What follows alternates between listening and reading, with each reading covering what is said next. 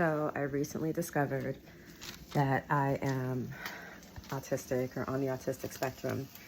And the number one indicator for me is that I have been having meltdowns all my life. And I want to make a distinction between meltdowns and tantrums because that's the word, that's what we get told we're having. And it's very demeaning, especially if you don't understand the difference. Like a tantrum is, you're not getting your way and you're mad about that, or you're spoiled or whatever, right? Like you can't handle whatever. You can't handle what you feel is some type of injustice. Whereas meltdowns are overstimulation. It's too much. It's too much stimulation. It's too many, the lights are too bright. It's too much visual stimulation. It's too much sound, it's overlapping sound. It's too many things moving.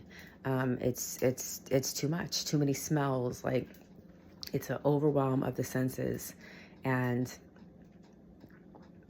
I've been dealing with this forever. So it can be, when I'm tired, when I'm hungry. It could be when I'm not feeling well, and also just the environment around me is too noisy, right? It doesn't tend to happen when I'm calm or when the environment around me is calm. So yeah, too much external stimuli. So that was a big indicator. Another memory I have that came up for me was when I was very young.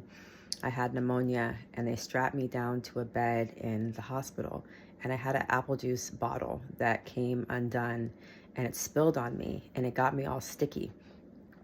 And I didn't have the words, but like the stickiness drove me fucking insane. And I associated with being strapped to this bed, being away from my mom. I could see my mom at the doorway and like she had to go away and they're like wheeling me away. And it's like, what's happening?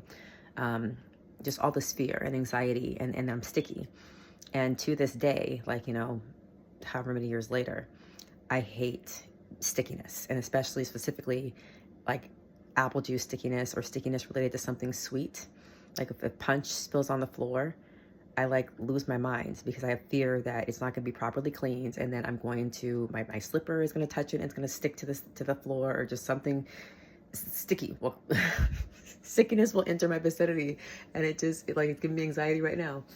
And I'm recognizing that like that's childhood post-traumatic stress, and also my autistic like sensory sensitivities, right? Like I just stickiness makes me so angry.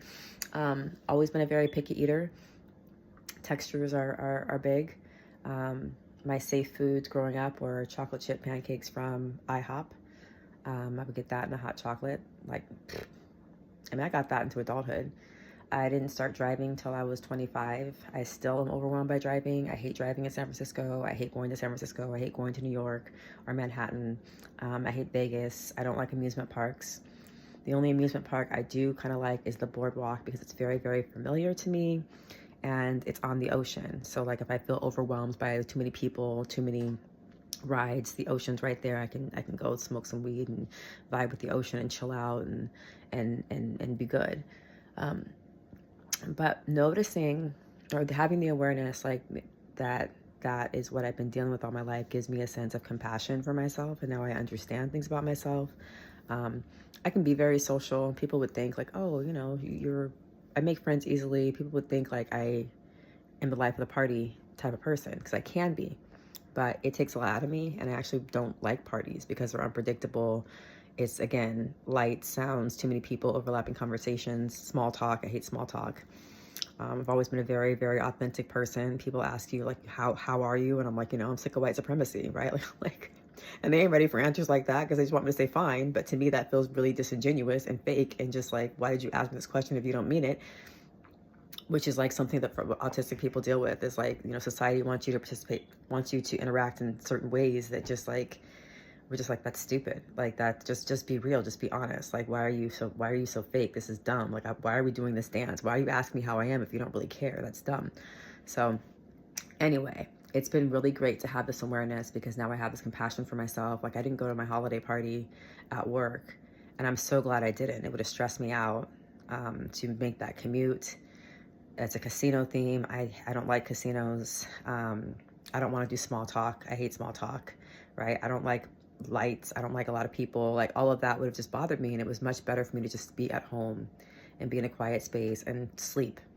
And so having the awareness of, okay, that's what this is, right? It's not that I am having tantrums. It's not that I am a picky eater. It's not that I just can't, just I'm too sensitive, right? It's that my brain perceives the stimulation differently, and it's okay for me to have meltdowns.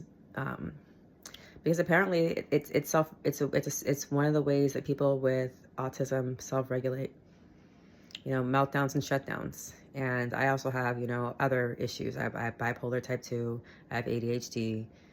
So that's all overlapping. But I feel like a lot of the super emotional, just overwhelm. And one of the things that people mention that I can relate to, and then I'm gonna wrap this up, is overwhelm with like menus.